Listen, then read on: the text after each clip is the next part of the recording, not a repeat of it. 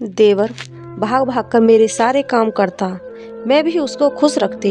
एक दिन मैंने उसे कपड़े इस्त्री करने का बोला तो कहने लगा, भाभी इसके लिए तो टैक्स लगेगा और फाइल भी जमा करवानी पड़ेगी। मैंने सोचा रात होगी तो देख लूँगी, लेकिन जैसे ही रात हुई तो मेरे तो होश ही उड़ गए जब देवर इस्त्री किए हुए कपड़े अलमारी में लटकाते हुए बोला, चलें भाभी अब।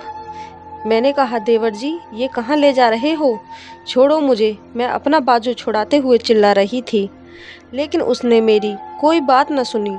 रोहन भगवान से डरो, तुम्हारे भाई को पता चला गया तो क्या सोचेंगे तुम्हारे बारे में। मैंने अपने देवर को अपने पति का खौफ दिलाना चाहा, लेकिन उसके सर पर तो जुनून सवार था। उसने मेरी एक न सुनी, वह मुझे बाजू से खींचता हुआ आगे बढ़ रहा था। मैं अपना पूरा जोर लगा रही थी, लेकिन खुद को छुड़ा नहीं पाई रही थी। रोहन छोड़ दो मुझे, तुम्हें भगवान का वास्ता। मैं मिन्नतें कर रही थी, लेकिन उसे मुझ पर जरा भी रहम नहीं आया। वह मुझे खींचकर कमरे की तरफ ले जा रहा था। खौफ से मेरा पूरा जिस्म कांप रहा था, दिल धक धक कर रहा था। आज तो मेरा पति भी घर पर नहीं था, और फिर मेरे देवर ने मुझे कमरे में धकेल दिया और दरवाज़ा बंद कर दिया। मैं फटी फटी निगाहों से देवर की तरफ देख रही थी, जो अब सुर्ख लाल आंखें लिए मेरी तरफ बढ़ रहा था। मैं फिर से रोने लगी, मुझे जाने दो प्लीज़। मैं और फिर मेरी आवाज़ गले में ही रह गई। उसने एक जोरदार थप्पड़ मेरे गाल पर रसीद कर दिया। मैं तो हक्का बक्का रह गई थी। मुझे अपने देवर से ऐसी उम्मीद नहीं थी। अभी कल की ही तो बात है जब देवर मेरे सामने नज़र झुकाकर रखता था। कभी उसने आंख उठाकर मुझे देखा भी नहीं था, और आज वह क्या करने जा रहा था मेरे साथ, यह सोचकर ही मेरी आत्मा लरज गई। और मैं अपनी पिछली ज़िंदगी के बारे में सोचने लगी कि ऐसी कौन सी गलती हुई थी मुझसे जो देवर को यहाँ तक ले आई थी। मेरी शादी ऐसे इंसान से हुई थी जिसके आगे पीछे कोई नहीं था, सिवा एक छोटे भाई से। भाई के नाम पर बाप, ना माँ, ना कोई बहन और ना रिश्तेदार। जब मेरा रिश्ता आया तो मैं बहुत खुश थी। लड़का अच्छी जॉब करता था, मुझे सास नंदों की टेंशन नहीं थी, इसलिए मैंने हाँ कर दी। मैं अपनी शादी पर बहुत खुश थी। सब कुछ मेरे मुताबिक हुआ था। मेरे पति अच्छा इंसान था, वह ज़्यादातर बिजी रहता था। मेरा एक 14-15 साल का देवर था जो स्कूल में पढ़ता था। मेरे पति ने बताया कि उसकी गैर मौजूदगी में मेरा सारा काम देवर करता था। वह सुबह उठकर अपने लिए और अपने बड़े भाई के लिए नाश्ता बना देता था। रविवार वाले दिन मशीन लगाकर कपड़े धो देता। 2 दिन बाद पूरे घर की सफाई कर देता। शाम का खाना बाहर से लाता। वह पढ़ने में अच्छा था, इसलिए रात को अपने लिए चाय बनाता तो अपने भाई के लिए भी बना देता। मैं ये सब सुनकर हैरान रह गई। वह सीधा साधा मासूम सा लड़का काफ़ी मेहनती था।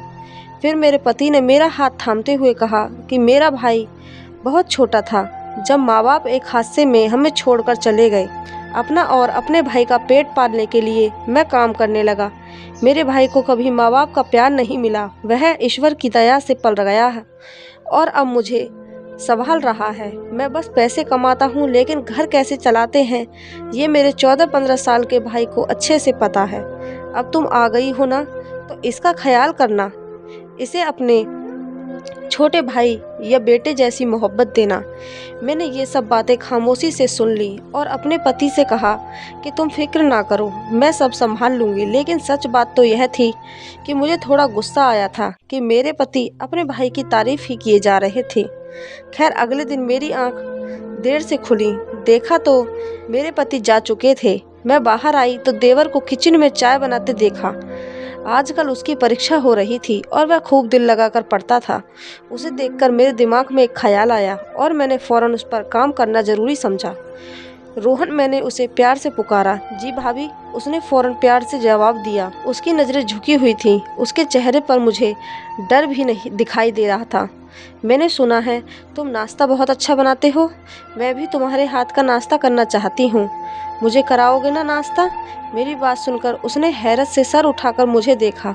उसकी आंखों में हैरानी थी। आप बैठे, मैं अभी बना देता हूँ। वह खुश हो गया और फिर खुशी खुशी नाश्ता बनाने लगा। मेरा प्लान कामयाब हो चुका था। मैं एक अंगड़ाई लेते अपने कमरे में वापस आ गई और अपने बेड पर लेटकर मोबाइल चलाने लगी। 10-15 मिनट बाद ही रोहन गरम गरम नाश्ते के साथ हाजिर था। मेरी भूख एकदम ही बढ़ गई। खुशबू तो बहुत अच्छी आ रही थी। मैंने तारीफ करते कहा, भाभी आप पहले खाकर देखें, फिर बताइएगा ये पराठा कैसा बना है, और आमलेट भी। उसके चेहरे पर मासूम बच्चों जैसी मुस्कान थी। मैं दिल ही दिल में हंस दी। वह चला गया और मैंने खूब अच्छे से नाश्ता किया। उसके बाद मैं फिर से सो गई। जब उठी तो लंच टाइम था, गर्मियों का मौसम था। अब मेरा कुछ भी बनाने को दिल नहीं था। मैं कुछ सोचते हुए कमरे से निकली और रोहन के कमरे की तरफ बढ़ी। वह पढ़ रहा था। मैंने उसे कहा कि नाश्ता बहुत अच्छा बना था। अब ऐसा करना, लंच भी तुम ही बनाना। मटर पनीर बना लेना, तुम्हारे भाई भी बड़े शौक से खाते हैं, और मैं भी तुम्हारे हाथ का मटर पनीर चख लूँगी। उसके बाद तो सारा काम मैंने ही करना है। ये बात सुनकर उसके चेहरे पर परेशानी भी उभरी थी। भाभी वह दरअसल मेरा कल पेपर है। खैर चले, मैं कोशिश करता हूँ। मैं जानती थी वह मेरी बात नहीं टाल सकता था, और वैसे भी उसने पढ़ लिख कर कौन सा अफसर लग जाना था। उसे मटर पनीर का बोलकर मैं अपनी दोस्त के साथ शॉपिंग पर चली गई। 3 घंटे बाद लौटी तो सारा घर चमक रहा था। मैं समझ गई थी सफाई मेरे देवर की कमजोरी थी। वह घर को गंदा नहीं देख सकता था, और फिर मेरी यही रूटीन चल निकली। कभी मेरे पतिदेव बिना नाश्ता किए चले जाते तो कभी मैं उन्हें नाश्ता बनाकर दे देती, लेकिन ज़्यादातर मेरा देवर ही उन्हें नाश्ता देता था। उसके मैट्रिक के पेपर भी हो गए थे। अब वह फ्री होता था, सारा घर का काम भी कर देता था, क्योंकि मैं तो नाश्ते के बाद फ़ौरन सो जाती थी और उठकर अपने कमरे की सफाई कर लेती थी। शाम का खाना भी देवर बनाता था, और पति देव के आने पर मैं रोटी बना लेती और चाय भी, जिससे मेरे पति को लगता सारा काम मैं करती हूँ। हफ्ते बाद कपड़े मेरा देवर धो देता था। वह खामोशी से सारे काम कर लेता था। मेरा देवर अब कॉलेज जाने लगा था। उसका कद काठ अब लंबा हो गया था, लेकिन अब भी उसमें काम करवाती थी। उसे कहने की ज़रूरत ना पड़ती थी। अब वह अक्सर देर से घर आता था। एक दिन वह मेरे पास आया और कहने लगा कि कल मैंने फ़ीस जमा करवानी है, आप रात को भाई से बात कर लेना, मैं ज़रा देर से घर आऊँगा। उसकी बात सुनकर मेरी आंखें चढ़ गईं कि अब इसे पैसे देने पड़ेंगे। कॉलेज की फ़ीस कम से कम 1 लाख रुपए तो होगी ना। और मैं ऐसा बिल्कुल भी नहीं चाहती थी कि मेरे पति फिजूल में इतने पैसे अपने भाई को दें। इसलिए मैंने शाम को अपने पति को बताया ही नहीं, और सुबह हुई तो देवर ने फीस का पूछा। मैंने झूठ बोला और कहा कि तुम्हारे भाई कह रहे थे कि हाथ अभी तंग चल रहा है, इसलिए पैसों का इंतजाम नहीं हो सकता। यह सुनकर देवर परेशान हो गया। उसका मुंह लटक गया और वह खामोशी से चला गया। मैंने सुकून की सांस लिया, और उसके बाद देवर ने दोबारा अपने भाई से कोई बात ना की। वक्त गुजरता गया, मैं भी अपनी ज़िंदगी में बिजी हो गई, और देवर भी। अलबत्ता अभी भी जिस वक्त मुझे देवर फरीक मिलता, मैं उसे काम पर लगा देती। मुझे शुरू से ही काम करने की आदत नहीं थी, बल्कि यूँ कह ले कि मैं एक कामचोर थी। मैंने सोचा था ससुराल जाकर नौकरानी रख लूँगी, लेकिन यहाँ मुझे मुफ्त में काम करने वाला देवर मिल गया था, इसलिए नौकरानी की अब भला क्या ज़रूरत थी। जिस दिन मेरे पति घर पर होते तो मैं तबीयत खराब होने का बहाना बना देती, और पतिदेव उस दिन खाना बाहर से ले आते। मैं बिल्कुल वैसी ज़िंदगी जी रही थी जैसी मैं चाहती थी। मेरा देवर अब रात को 10-11 बजे अब वापस आता था, और सुबह जब मैं उठती तो किचन साफ सुथरा होता, क्योंकि रात को देवर सारे बर्तन धोकर और किचन साफ करके सोता था। मुझे कहने की ज़रूरत नहीं पड़ती थी।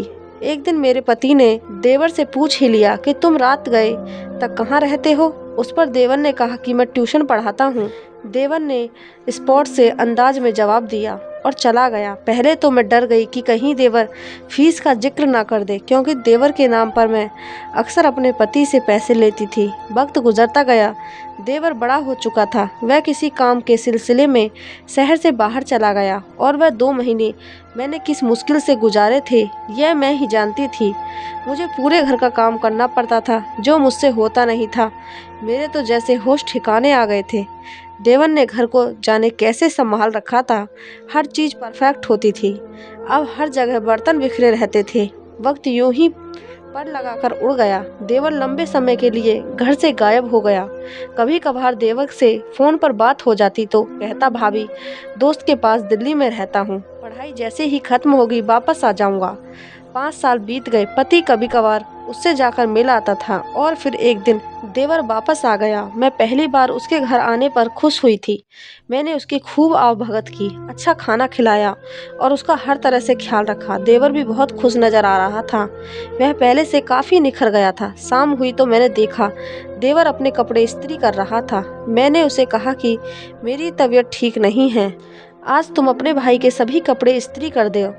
देवर ने यह बात सुनी और कहा कि भाभी इस काम के लिए तो आज टैक्स लगेगा और फाइल भी जमा करवानी होगी। उसकी बात सुनकर मैं हंस पड़ी। मुझे लगा मजाक कर रहा है, इसलिए मैंने कहा कि ठीक है, मैं टैक्स चुका दूंगी। देवर ने सारे कपड़े इस्त्री कर दिए और फिर जैसे ही शाम हुई तो मुझे अंदाजा नहीं था कि ये मेरी जिंदगी की सबसे खौफनाक रात बनने वाली थी। शाम होते ही देवर मेरे कमरे में आया और कहा कि चले भाभी फाइल जमा करवाएं। वह काफ़ी गंभीर था, लेकिन मुझे हैरत हुई कि किस फाइल की बात कर रहा था। देवर जी, कौन सी फाइल? मैंने हैरान होते हुए पूछा। ये तो आपको ऑफिस पहुंचकर ही पता चलेगा। देवर ने उसी गंभीरता से जवाब दिया। अगर ये मजाक है तो मेरे पास बिल्कुल भी टाइम नहीं है, मुझे ज़रूरी काम से जाना है, मैंने लापरवाह अंदाज में कहा और अपना बैग उठाती कमरे से बाहर निकल आई। लेकिन देवर ने आगे बढ़कर झटके से मेरा बाजू थाम लिया। मुझे तो जैसे करंट सा लगा था। जिस देवर ने कभी मुझे नज़र उठाकर भी नहीं देखा था, उसने आज मुझे छुआ था और यह बहुत बड़ी बात है। ये क्या बदतमीजी है, छोड़ो मेरा बाजू, मैंने कुरित होते हुए कहा। छोड़ दूंगा, पर पहले सारे हिसाब बराबर करने हैं। देवर का अंदाज कुछ ऐसा था कि मेरी रीढ़ की हड्डी से सनसनाहट दौड़ गई। मैंने खुद को छुड़ाने की बहुत कोशिश की, लेकिन देवर मुझे खींचकर अपने कमरे की तरफ ले जाने लगा। मैं डर गई थी और अब उसे ये कह रही थी कि तुम्हारा भाई तुमसे नाराज हो जाएगा अगर उसने तुम्हें मुझसे बदतमीजी करते देख लिया। पर उसने मेरी एक न सुनी। वह मुझे अपने कमरे में ले गया और एक जोरदार थप्पड़ मुझे दे मारा। ये थप्पड़ इसलिए कि आपने भाई को हमेशा धोखा दिया। मैं गुस्से से लाल पीला हो चुका था। मैं तो हैरान रह गई थी। फिर उसने एक फाइल उठाई और मेरे सामने फेंकी। आप जो गवर्नमेंट से छुप छुप कर बिजनेस कर रही हैं, उसकी सारी जानकारी है इस फाइल में। आपके जिसमें जितना भी टैक्स है वह आपको चुकाना होगा। वह क्या बोल रहा था मुझे कुछ समझ ना आया। और यह देखें, मैं एक इनकम टैक्स ऑफिसर हूँ। जानता हूँ आप जायज़ बिजनेस कर रही हैं, लेकिन गलत तरीके से कर रही हैं। इससे पहले कि इनकम टैक्स वाले आपको लेकर जाएं, खामोशी से पूरा पूरा टैक्स चुका दो। उसने अपना कार्ड मेरे सामने किया और मैं हैरान रह गई। वह वाकई में ऑफिसर बन चुका था। इतने लंबे टाइम से वह घर इसलिए गायब था क्योंकि वह ट्रेनिंग पर गया हुआ था। और इस फाइल में वह सारा हिसाब किताब है जो आपने मेरे नाम पर भाई से पैसे लिए, और वह सारे आपको आज मुझे चुकाने होंगे। मैं खाली खाली नज़रों से देवर को देख रही थी, जाने उसे कैसे मेरे बिजनेस का पता चल गया था। हालांकि मैंने बहुत राजदारी से सारा काम किया था। जानती हैं, जब आप पहली बार इस घर में आई थी तो मैंने आपको भाभी नहीं माँ समझा था। मैं प्यार का भूखा बच्चा था। मैं थक गया था अपने नाजुक हाथों से काम करते करते। पर आपने क्या किया? आपने मुझे नौकर नौकर बना लिया। देवर की आंखों में आंसू आ गए और मेरा सर झुक गया। मैं जानता था अगर मैंने इनकार किया तो आप मुझसे नफरत करेंगी, भाई को मेरे खिलाफ भड़काएंगी। इसलिए मैं खामोशी से आपकी हर बात मानता गया। ये कैसा आईना दिखा रहा था वह आज मुझे। मैं तो जैसे जमीन में गड़ गई थी। आप चाहती तो नौकरानी रख लेती, पर नहीं, आपको मुफ्त में सब मिल रहा था। खैर, ये वक्त इन बातों का नहीं है। मेरे ऑफिस वालों ने ये फाइल मुझे दी है। वे आपको गिरफ्तार करना चाहते हैं। मैंने उनकी मिन्नतें की कि मैं आपको मना करूंगा, क्योंकि मैं नहीं चाहता आपकी वजह से मेरे भाई की बदनामी हो। और यह सुनते ही मैं फूट फूट कर रो दी। जाने क्यों मैं पत्थर दिल बन गई थी। मेरे अंदर लालच आ गया था। मैंने अपनी दोस्त के कहने पर पति से छुपकर एक बिजनेस शुरू कर लिया था, जिसमें मैं नंबर 2 तरीके से माल का लेन देन करती थी और इस तरह गवर्नमेंट का सारा टैक्स हड़प कर जाती थी। लेकिन मैं जानती थी ये गलत काम था, पर लालच में मुझे अंधा कर दिया था। अब वक्त यही था कि मैं पूरा टैक्स चुकाती और अपने देवर से भी माफ़ी मांग लेती और सारे पैसे उसे दे देती। मैंने ऐसा ही किया, सारा हड़प किया हुआ टैक्स का पैसा इनकम टैक्स वालों को दे दिया। देवर से माफ़ी मांगी। देवर का यह एहसान काफ़ी था कि उसने पति के सामने मेरी इज्जत रखी थी और फिर उस दिन से मैं सुधर गई। पैसा तो आनी जानी चीज़ थी, असल चीज़ तो रिश्ते थे जो मैं अब खोना नहीं चाहती थी, ना पति को ना अपने भाई जैसे देवर को। दोस्तों, आपको ये कहानी कैसी लगी कमेंट बॉक्स में ज़रूर बताएं। अगर कहानी अच्छी लगी हो तो चैनल को सब्सक्राइब, वीडियो को एक लाइक ज़रूर करें। धन्यवाद।